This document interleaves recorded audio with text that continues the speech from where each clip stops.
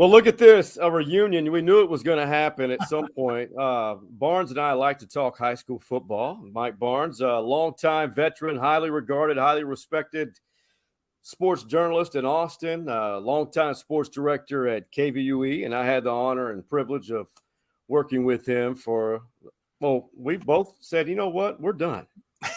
Well, the thing that I admired the most about Barnes was not only whenever you're passionate about something, you know, and you invest time in it, becomes natural. This guy, I mean, you'll see on his title, I call him the authority of high school football stats. The Friday Night Football show that I was able to work with him on, he was actually a part of that my senior year in high school. Started it and really turned it into the great show that it was. And you have kept stats, valuable numbers, which you still have to this date. Oh, yeah. Is that an accurate statement? That is an accurate statement. I'll show you my old file folder with lots of stats. You know, I love spreadsheets, and let me show you here. This is from 1990. You know, back before there was Windows. Yeah. You know, on the old Lotus spreadsheet. What does it say about the mighty Anderson Trojans? We went 2-8 that year. Let's see. Anderson Trojans. You did go 2-8. You started off with Crockett, then Waco Midway, then Hayes, Lockhart, Johnston, Del Valle, Reagan, Westlake, Travis, and McCallum. Finished with a Thursday win over the mighty McCallum Knights. 20-0. We had victory. Goodbye. We're done. We won that rivalry game. I just want to let everybody know. Ronnie Jackson had 1,000 yards that year at running back. So in this episode, it's just a fun time of year there's so many people that are high school football enthusiasts. And I think Barnes can agree that high school football has always been fun in Austin, but right now it's on a much different level because so many programs, and there's 4 area high school football programs. And I want to bring up that graphic for us that actually are playing in the Final Four. It's not the first time it's happened. Barnes can tell you a lot more about that because this is old hat, but I just think higher quality of football, or am I just overanalyzing? Well, we have good teams around Austin, but we have for a long time. You know, there was a time when I think we had a little bit of a dip, maybe back in the 90s, but we've come back strong, and football has been super strong in the Austin area for the last, 10, 15 years. Mm-hmm. Probably not because of Lake Travis, but since Lake Travis, around 2007, when they became the powerhouse, that elevated so many other, because it wasn't just Westlake anymore.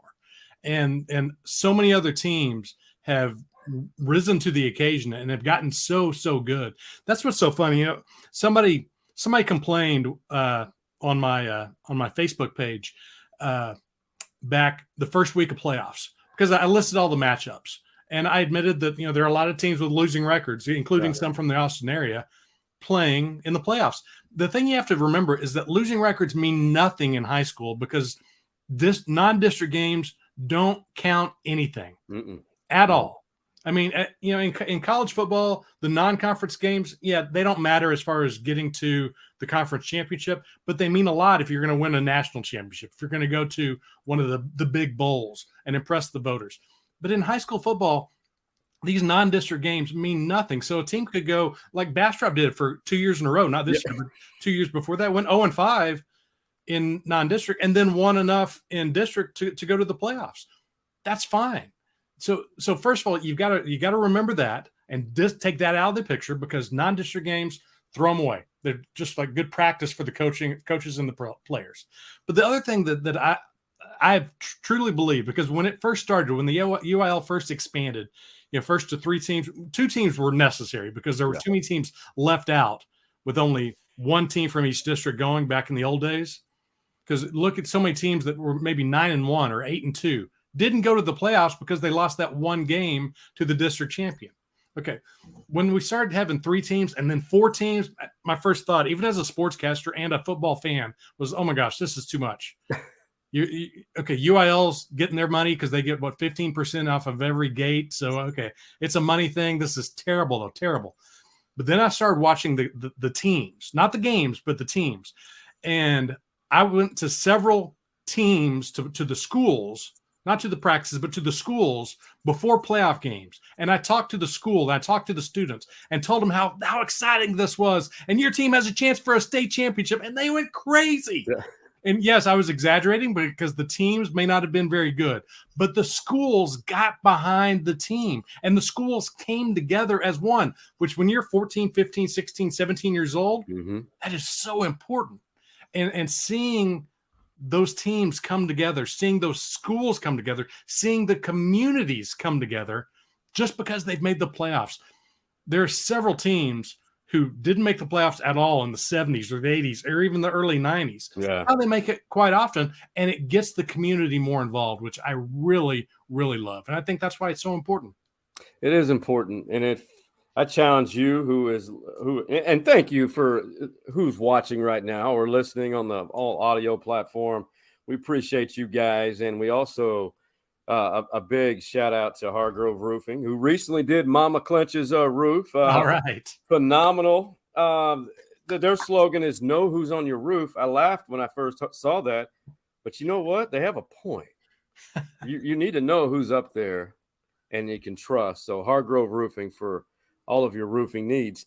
And to Barnes's point, morale is everything. And to be quite honest, no offense to any other sport, but football is the first true major sport to kick off a school year. If you make the postseason, I think you'll agree with this. It really, really sets off the morale and the energy for the entire school year. And that just seems to be the case for all of these high schools. And that's not to discount other sports, because you can see when basketball teams make it all the way to, in the old days, the Irwin Center and now down to the Alamo Dome. Yeah, it gets the communities involved. Even baseball, even though it's in June after school is basically out, when they make it to the old days, the Dish, now the Dell Diamond, yes, the communities get involved, but it's not quite the same, at least in Texas, as it is with football, because football is just the name of the game in this state. And especially because you're starting the school year, like you said, and it just builds up, and the excitement in September and then October and into November. If you're playing around Thanksgiving, oh my goodness, it brings so much excitement to everyone. And it's just so fun to see. So there's a little bit of an inaccuracy on the graphic I made. I didn't really proofread very well. It says state semifinals Saturday. In reality, a couple of these games will be played Friday night. Yeah. And I hate that for the kids because, Friday night lights, but you and I have been to, when you get this far in the postseason, you usually play on a Saturday. And usually do, partly because of the travel, because teams are so far away. That's usually the case starting around the third week of the playoffs, when Austin teams would start playing Houston or Dallas area teams. Then they'd almost have to play on Saturday. Especially back in the old days, it was a lot easier when there weren't as many nice stadiums around. And that's a big reason why Friday Football Fever always ended before Thanksgiving, is partly because of that, partly because of covering UT football, because we were shorthanded, partly because of the holiday, people were being off. But there were so few teams and so many teams played on Saturday that it was hard to do. You see more Friday games these days. Yeah, that's a really good point. And by the way, before this show ends, this episode, please give Barnes a follow at Mike Barnes Media, because honestly, the statistical knowledge that he drops and tweets is unlike any other in the state of Texas. Now, Matt Stepp does a great job at high school football, and here locally, Snoop Daniel does a phenomenal job. But Mike Barnes is the Godfather. That just means I'm old. Yeah. But you do a fabulous job with it. There are pieces of knowledge which really are thought-provoking. Let's whip around to the four teams in this Austin area, and all those games are listed on the screen. But let's talk about Westlake. They have a chance to, if they win a state championship, and correct me, it'll be their fourth straight and 56 straight wins. How close are they to a record? They're still a little ways away from the record. I think record's in the 70s for the number of wins in a row. And, of course, state championships, it's Lake Travis and they're 5. But I think there have been 4 teams that have won 4 in a row. Most teams, there have been about a dozen teams that have won 3 in a row, but Most of them have faltered when they've gotten into the playoffs. Only one did make the playoffs, but most of them get to usually the quarterfinals, semifinals, or even the finals and don't make it all the way to number 4. Westlake has a chance. They have a good chance because they're playing teams that they're used to seeing. Yeah. Playing, Galena Park is a great team, but Westlake has a history with them so that they know what to expect. So I think that's the exciting thing there is that it's almost like an old rival. Yeah. Isn't this like the third meeting between the two in the last 5, 6, 7 years, something like that? Yep. So Vandegrift, Drew Sanders, mutual friend of ours, great guy. All these coaches, we know them, and they're just good ambassadors to not only their schools but Texas high school football.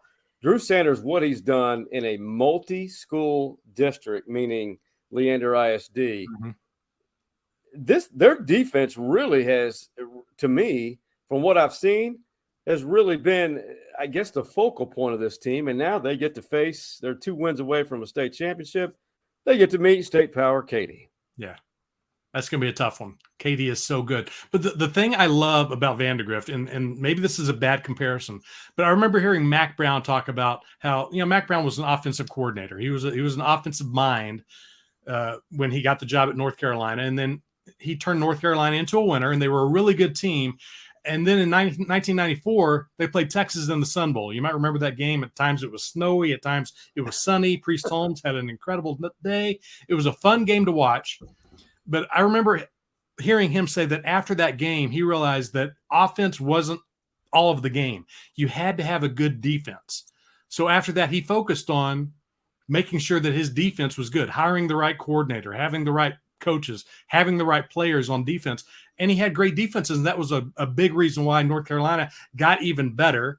And that's the reason why he got a job here at Texas and did so well at Texas, was because it wasn't just all offense, although they did have some great teams, whether it was Ricky Williams or Vince Young or Colt McCoy or whoever it was. They had great offensive players, yes, but they had some great defenses. Well, you look at what Drew Sanders was known for his offense, great offensive mind, always had a great scoring team with the Vipers.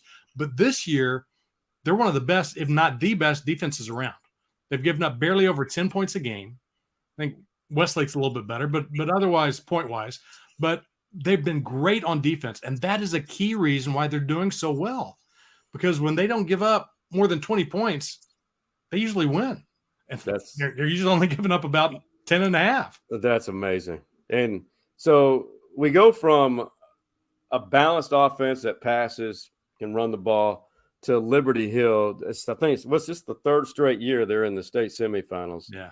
The Slot T Kings, the big props, respect for still running that offense to this day. And that's their identity, even with, from a coaching change from a legend to Coach Walker, and God rest his soul, the Coach Walker who passed due to cancer, and handing over the program to his brother. And they're maintaining that. And there's on the horizon, a high school, an additional high school will be built in Liberty Hill. So to maintain that identity, what do you like most about that, their offense, and how they maintain that? Yeah, the thing you have to appreciate about their offense is patience. You have to be patient to run that offense, because you're not going to go for the big play every time like you do with these spread offenses that throw the ball 50 times a game. You got to be patient.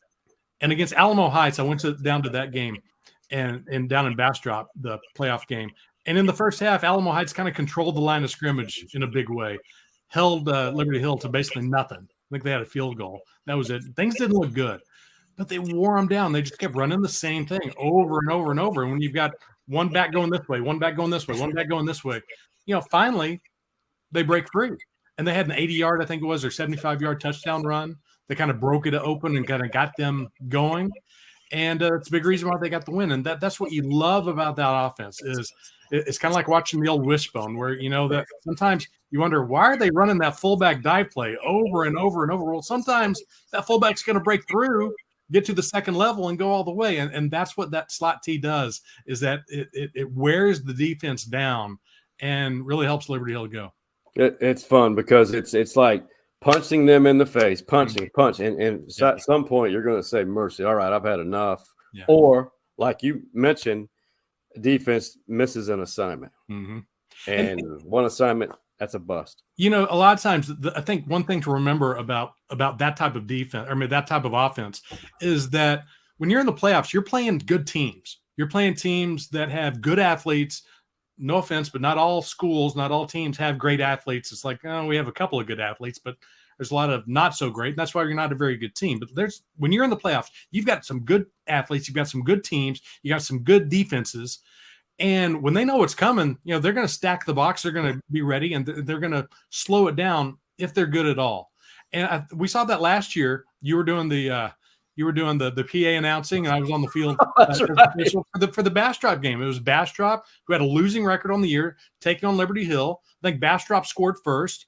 Liberty Hill was kind of sluggish, I guess you could say, for part of the first half, but they kept going, and they wore Bastrop down. That's what they do to so many teams, is they just wear them down. That's what they did to Alamo Heights, and that's what they could do against P&G if they're lucky, because the way things are, this offense is so strong, and every team is beatable. I don't care who you are; they're beatable. Yeah. And P&G, I think they've lost 3 games. It was 3 games early in the season, but they've lost games this year. They are beatable. So I think if Liberty Hill, if you just don't get too ahead of yourself and go, oh, why aren't they scoring yet? If they don't score on their first drive or their second drive, be patient and let that offense do what it always does.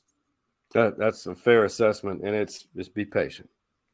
Be patient. At that moment may not happen until the fourth quarter, where they flex their will against P&G, the home of Roshan Johnson, the Golden Triangle. And lastly, Doug Warren's Wimberley Texans. They've been around. He's done a great job of maintaining that program. It's amazing because they have not had the growth that the immediate Austin area has experienced. They've had some, but they're just one constant in this area, the Wimberley Texans.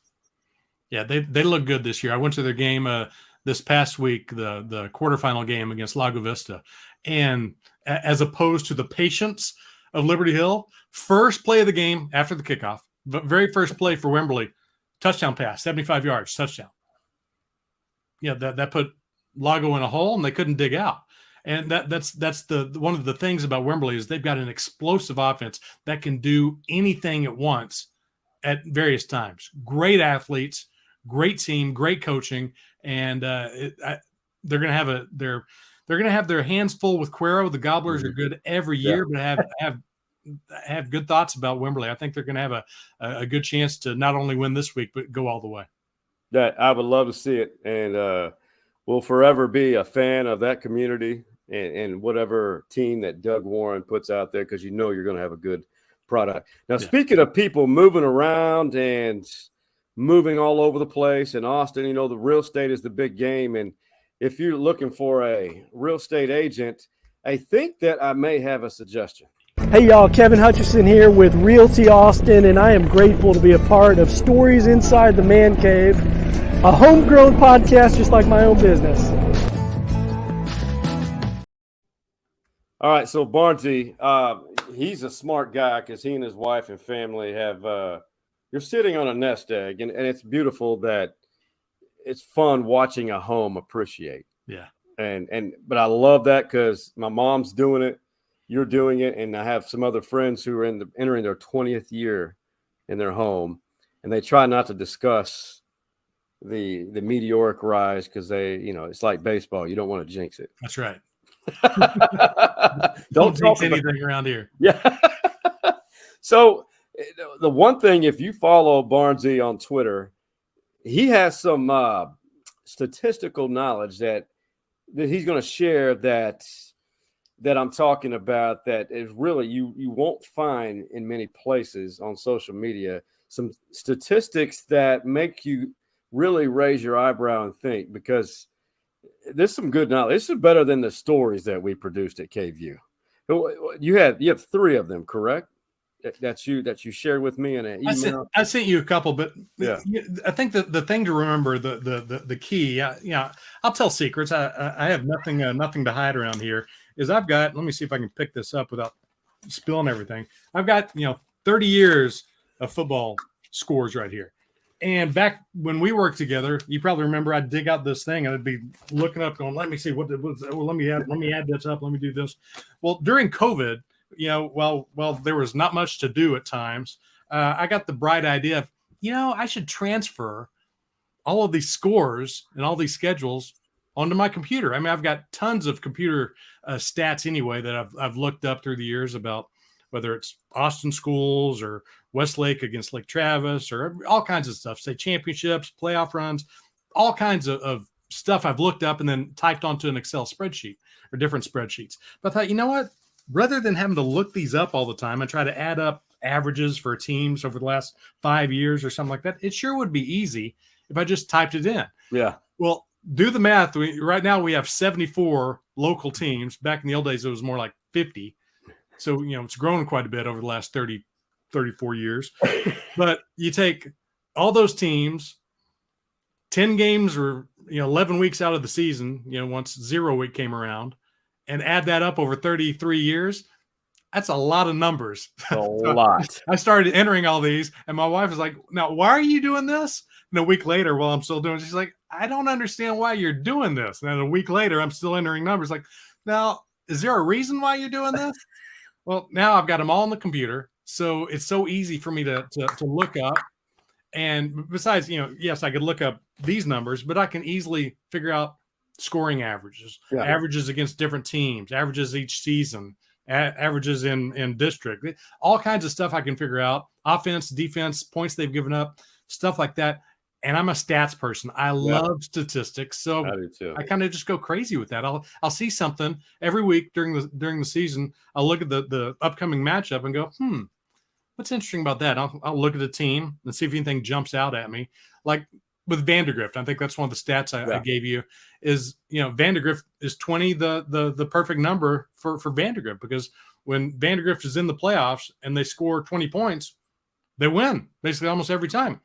If they don't score 20 points, then they lose.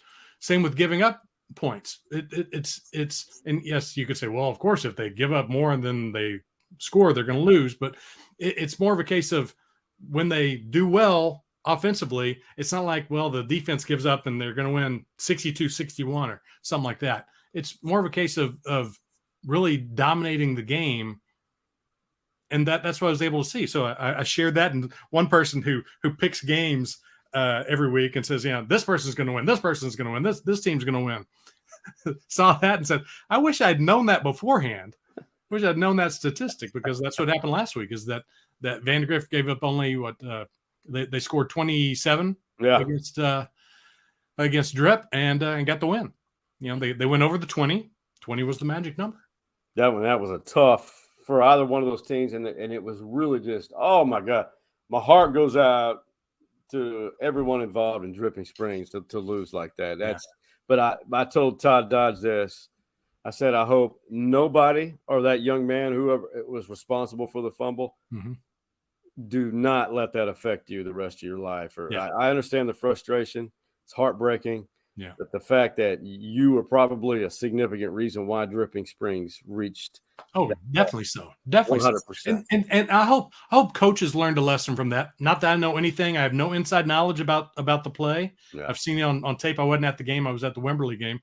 But something to remember, and something I thought about when Sam Ehlinger went from UT to the Colts or to the NFL, and he was practicing. We went to the combine and stuff like that, and something came out about the fact that he's never taken a snap really under center, always in the shotgun at Westlake, shotgun at UT. Now they're trying to teach him how to take a snap under center. All quarterbacks need to know how to take a snap under center. Yeah. That was the first thing I thought about. I was in the car listening to that game, coming back from that Wimberley game, and I heard the announcer say, "Oh, he fumbled the snap. He picks it up. Oh, looks like he's going to score." Blah blah blah blah. As soon as he fumbled the snap, my first thought was, well, because he's under center. He's probably never been under center basically all year long. And now biggest play of the season, he's under center. It's just not something that he's used to. All quarterbacks need to get used to being under center so that you're ready for the big time someday.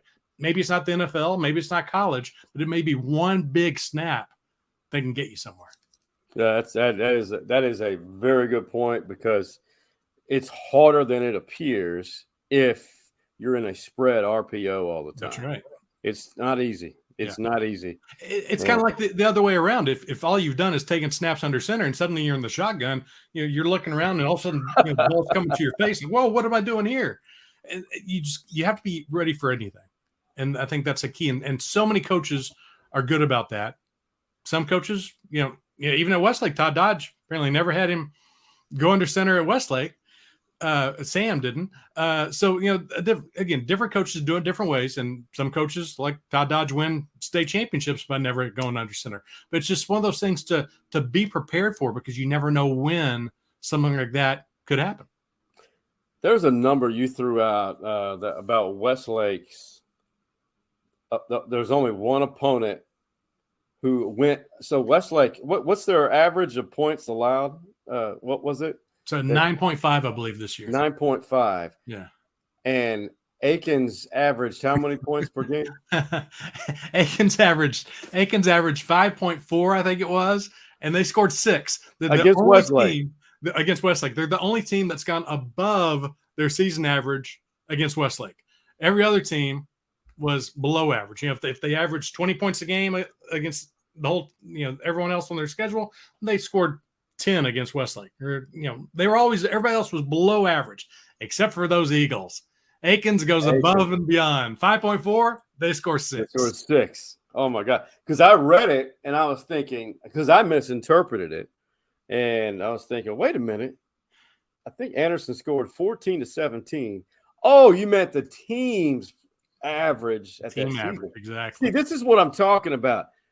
This is the type of information that Barnes will tweet out, and that's you watching or listening can use in your conversations at the office or wherever you go to hydrate yourself after work. It's good information, and it's because of this guy. It's just fun to look for. Sometimes it's numbers. Sometimes I don't remember which team. I'd hate to guess and have it wrong, but I was looking at one team's record over the last couple of years. They'd only won like three games. All 3 games were against teams that start with A.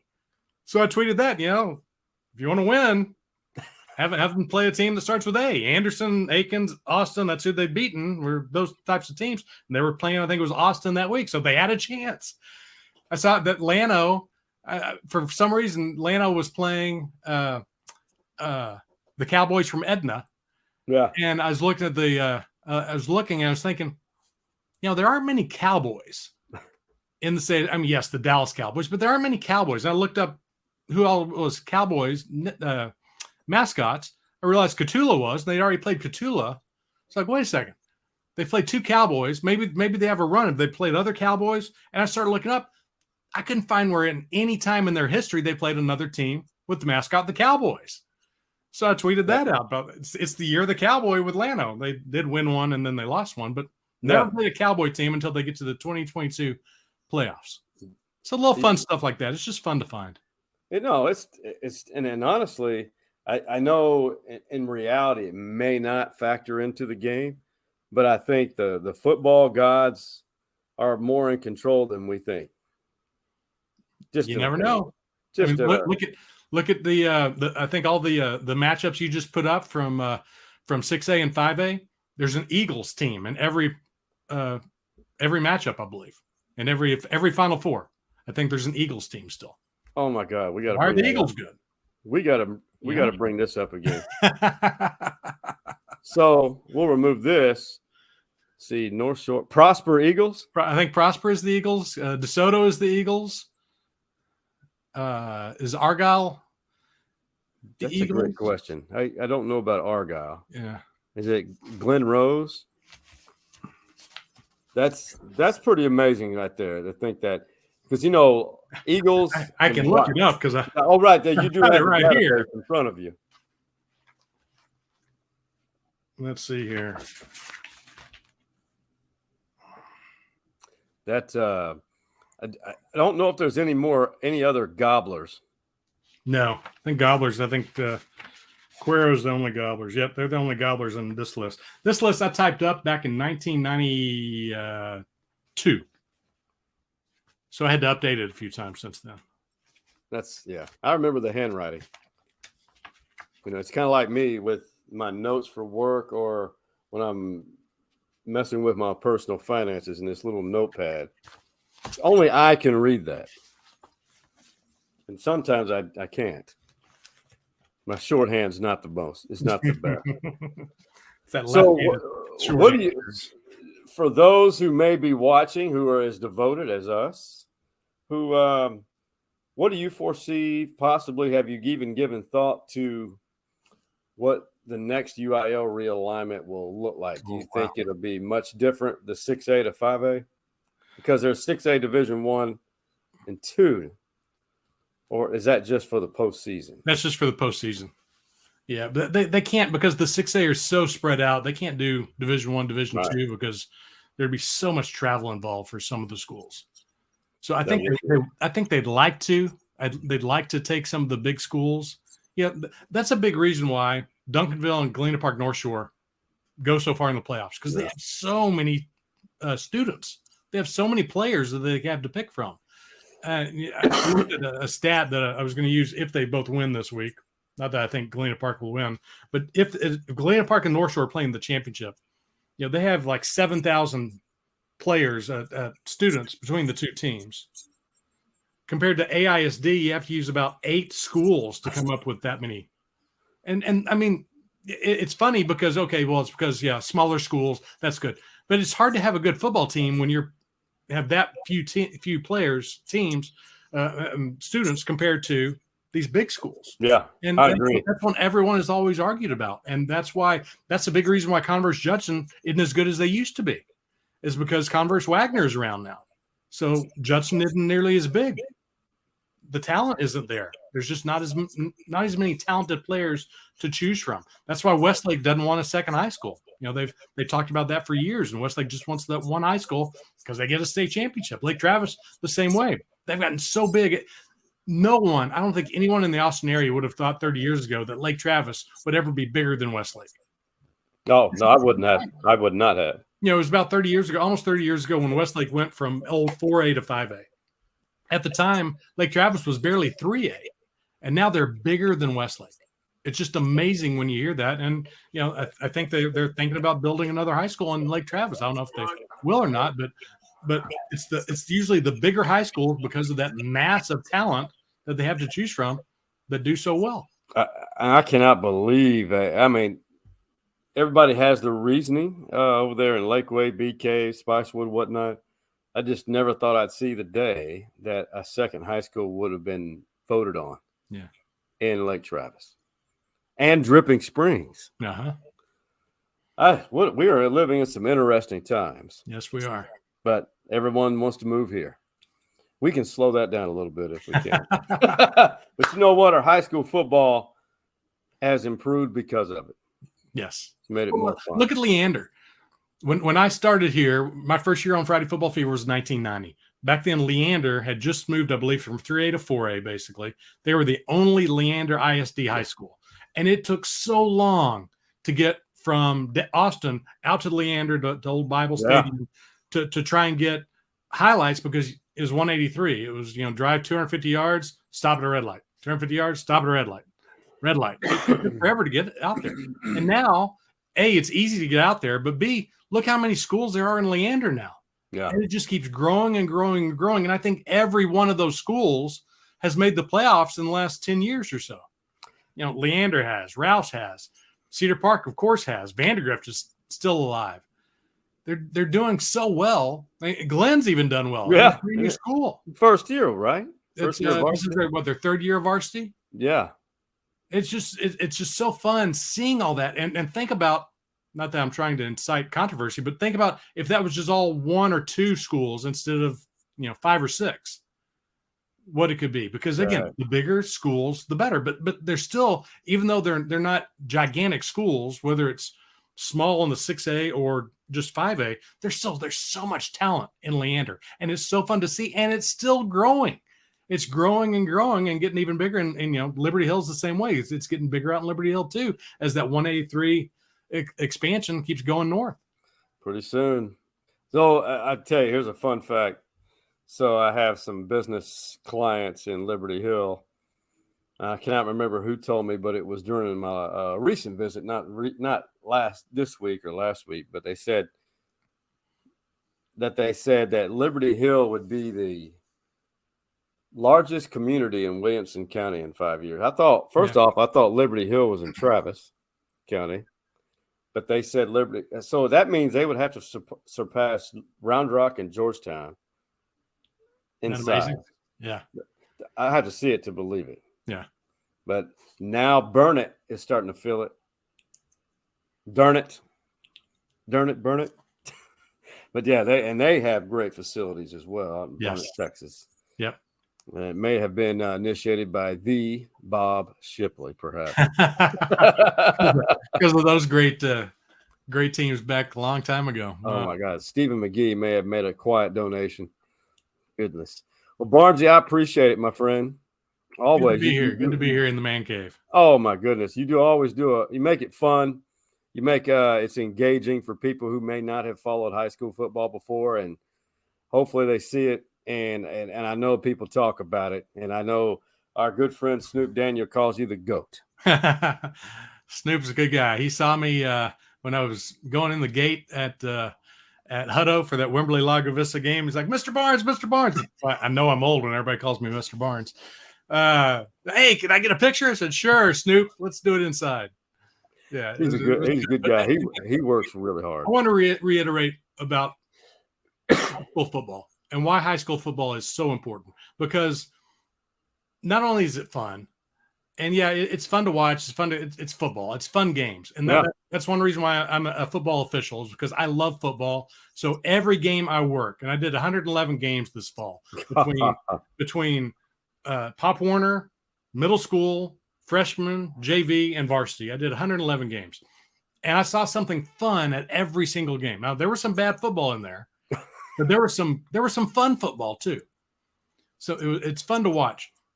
But the thing about high school football to remember, and I have to admit this, that when I started at KV, when I started as a sportscaster, I love Major League Baseball. I love NFL football. I love college football. And March Madness is fun too. And back then the Running Horns got me infected about college basketball a little bit. Yep. This is 89, 90. High school football is football. So yeah, this is going to be fun. But then as I got into it and watch it more and more and more, you realize that it's not just about the football team. It's not just the football team. And that's what makes it so good, because you can't say that about every sport, because not only do you have the football team, but you've got the cheerleaders, you've got the drill team, you've got the band, you've got the parents, and the parents are so active at so many schools, but it involves the entire school in so many ways. And some of the best schools have incredible student sections. Yeah, they do. In the stands. And again, seeing the whole community come together for just regular season games is great. And then once it comes to the playoffs, it's what I said before. But that's what I love about high school football. That's what I wish everyone would see, because it's not just about, oh, yeah, sure, I'm glad he's there. I'm sure they're helping him pass because he's so good, such a good athlete. He's probably not very good in the classroom. Forget about that stuff. Yeah, let the students, help them succeed in the classroom, but help the students and the school succeed on the field, because it brings everyone together. And when the band is out there and the place is packed and everyone cheers for the band, every band member loves that. The cheerleaders perform and the drill team performs, and they get a rousing ovation because it's a full house and everyone loves that. So be behind and support high school football and watch how things change and watch what it does to the youth of the Austin area. It does nothing but enrich, encourage growth and interest, and it provides discipline for the student athletes. For those students who may be at risk academically, it gives them something to motivate, and it does change lives. Yeah. High school football does change lives. I promise you that. To one of your points, I've always known the how enormous Texas high school football was, lived it, loved it. But when I was in East Texas, I had to go to Baylor at old Floyd Casey Stadium for Lufkin and Todd Dodge coach Southlake Carroll State semifinal game.